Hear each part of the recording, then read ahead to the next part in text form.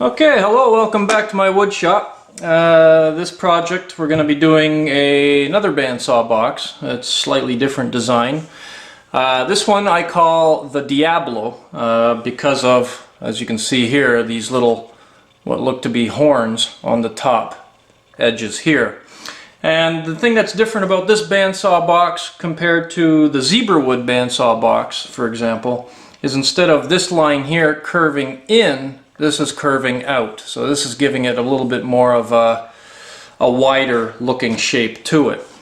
The way we're going to cut this, I'm going to come in from the top on one side. We're going to cut, when we cut the drawer out, we're going to cut through here. I'm going to stop here. I'm going to cut through here. I'm going to cut the complete bottom off, and that's going to allow me to use my bandsaw blade, which is I'm running a 1/4 inch blade because my 1/8 inch blade kind of broke on me and I haven't gotten it fixed. But even if I had a 1/8 inch blade, it wouldn't make this really tight turn that I need here. This is a 90-degree angle pretty much here and here.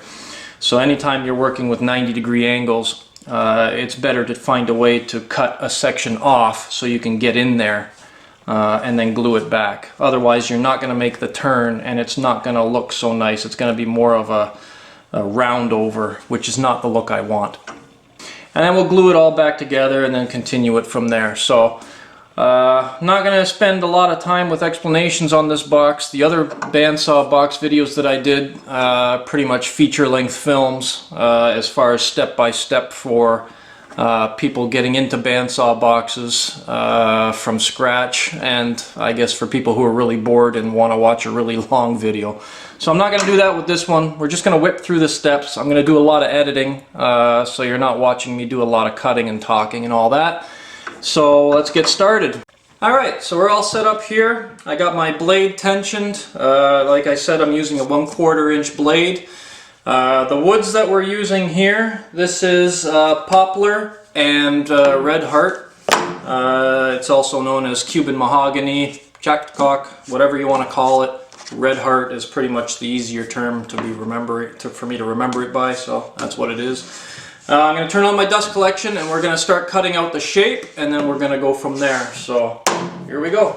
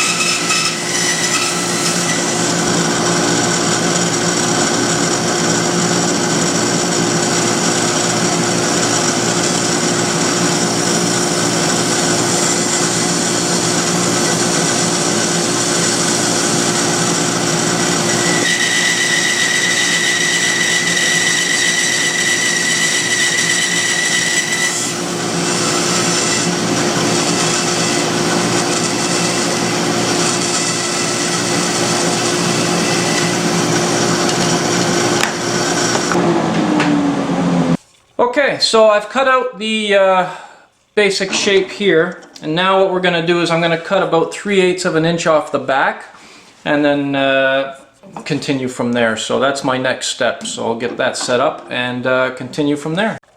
Alright, so what I've done, I've actually changed it from 3/8 to about 5/16 because there's a grain line right here that I'm going to follow with the cut, and it's going to hide the cut just a little bit better. So I'm going to get this all going here, start up my dust collection, and make the cut. So here we go.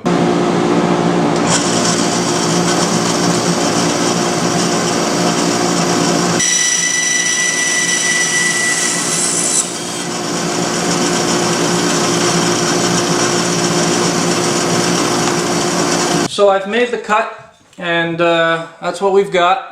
So I've cut this back part off, so this will go off to the side for now. Now the next thing we need to do is cut out the drawer and then glue those entry cuts.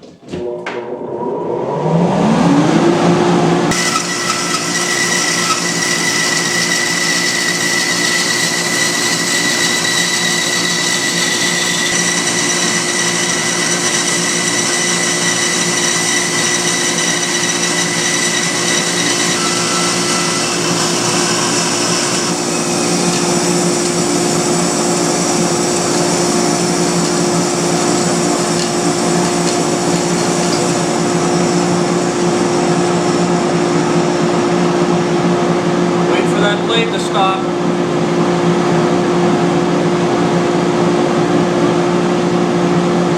It's easy to be in a rush. Okay, so I got my one cut done now. Alright, I did my stop cut.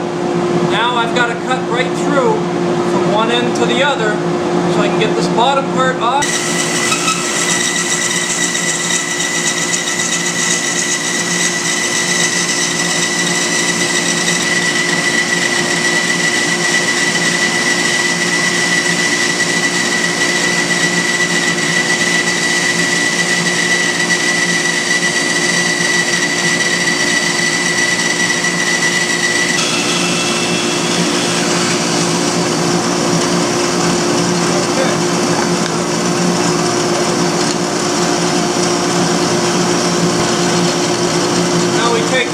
Away, and now it's time to cut these areas right here. Get those drawers, that drawer cut out.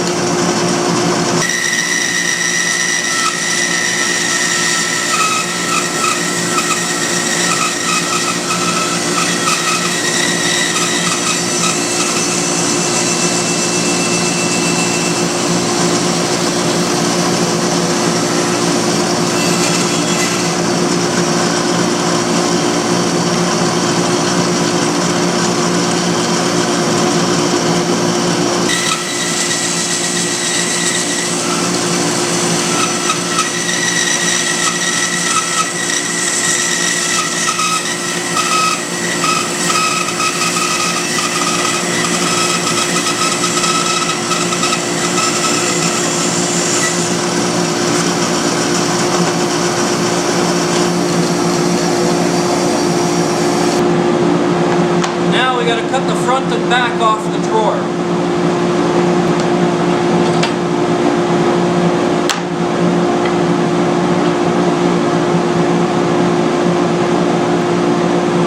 Better on this side because it's not rocking. It's safer.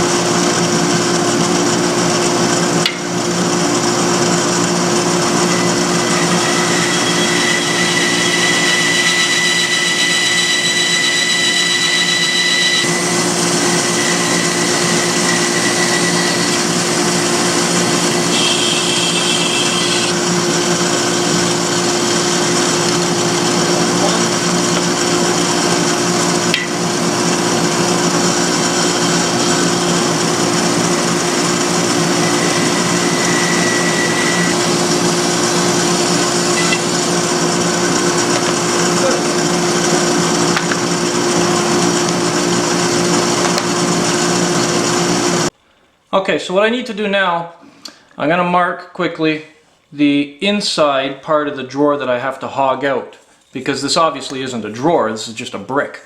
So I need to mark off what I'm going to cut out, so that'll make the internal part of the drawer an actual drawer. Okay, I'm going to turn on my dust collection. This is the shape that I'm going to go with, pretty much the basic standard style that I did with my other ones. I'm going to come in here and just try to make this. It might not follow the line exactly because of the 1/4-inch blade. I might have to start the turn a little bit sooner, depending on how much tension I'm getting from the blade, depending on the feedback I get from the feel of the blade.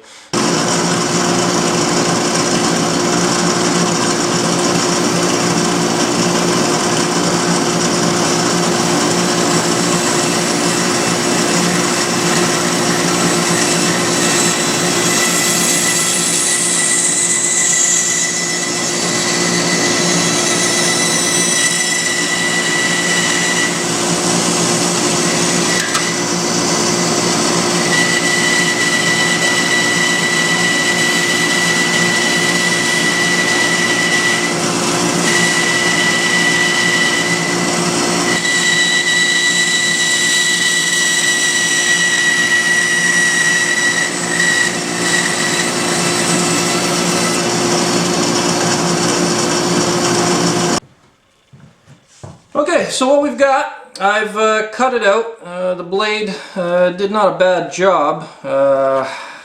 It's a little bit rough of a blade, but anyways, there's a lot of tear out and stuff that happened here. This is actually fairly thin, a little bit thinner than I would have liked it to be, but it'll do. So we've hogged this out. This now is waste. This can be used, again, like with all the others, some scrap wood project. I'll figure something out eventually. So this goes off to the side. Bye-bye, Von Yule. Now, what I've got here is all my parts that I've cut out. Everything's been cut out. Now, get this out of the way here. So now, what we have to do is we got to glue all this back together, and at least the outer case part of it, and then glue the front and back sides to the drawer, which will be something like this. This is just a very rough thing. This is probably inside out. This should go like that. So anyways, we'll get this all put together after I sand it. I've got to sand it first while it's apart. If I put this on and then try to sand in there, I'm going to be going crazy trying to get it sanded because these things will be in the way. So I'm going to get some of this sanded. We're going to get some of this glued up. I'm going to get this all done, taken care of. So I've got to move my location, and I'll be back in a minute to show you the glue up. So yeah, through the magic of editing, stick around. Okay, so we're going to get the glue up going here. My glue bottle kind of broke apart here, so I got to be pretty careful. I'm going to use a little bit of this Accelerator spray as well. So I'm going to put my glue on here. I'm going to try and do this as carefully as I can. This box has some pretty narrow spots in it, so I got to be careful with where I put the glue here now. I got to be pretty gentle with the squeezing here because this stuff can come out pretty quick. Alright, so that's that. That's good there. And now I'm going to hit this with the Accelerator. So I'm just going to give it a couple shots here. I'm going to move this out of the way. So we just kind of, that's the end of that. This will go here. Make sure we line this up properly.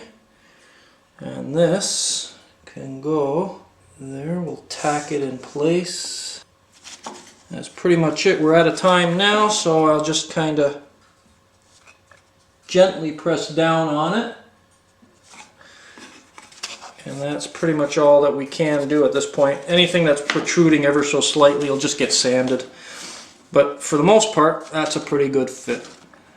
And then we just repeat the process on the other side. So I take my thing here and get my other side ready.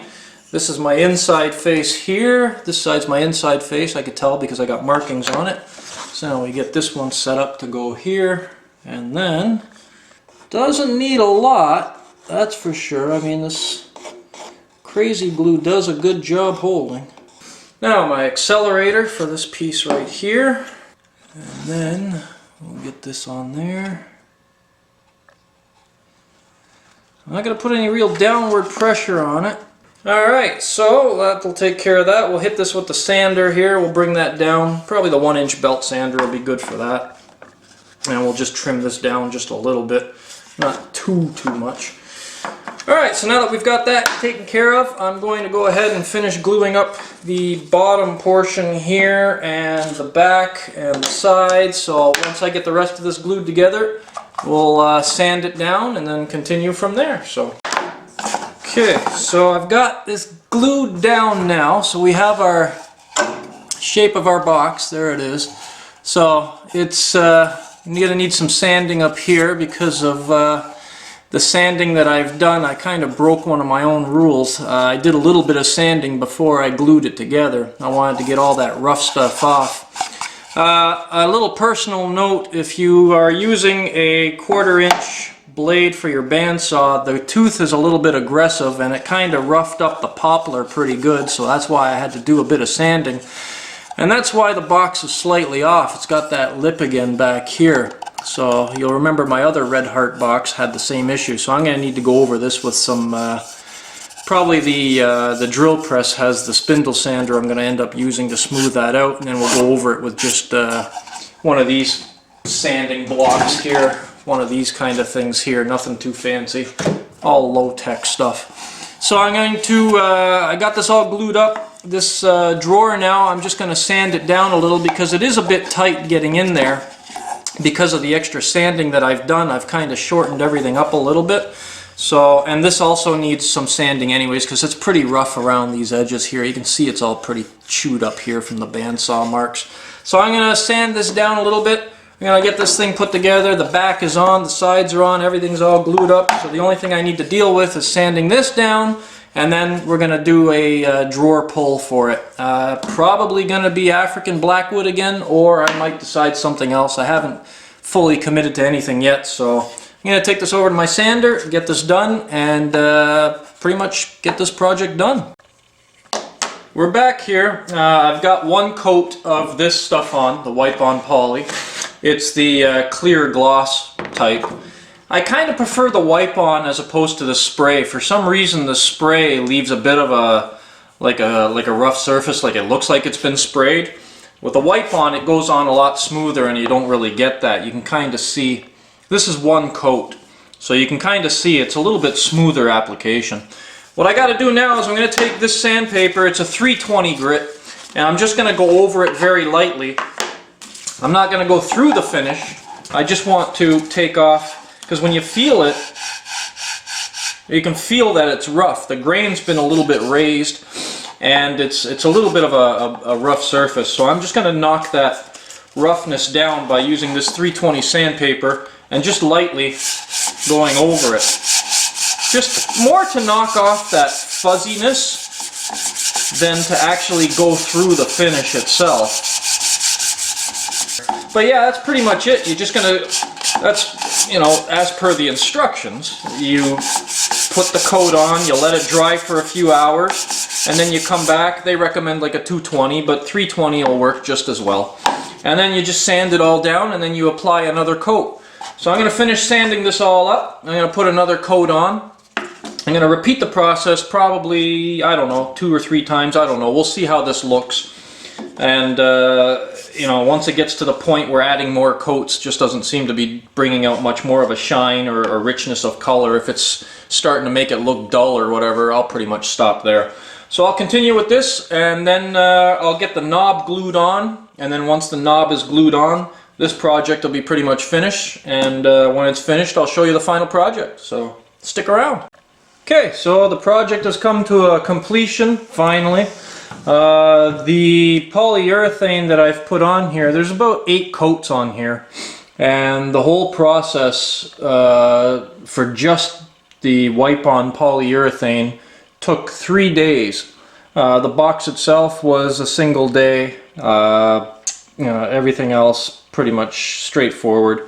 But the polyurethane, in order to let it dry properly before the next coat, sand it down just a little bit.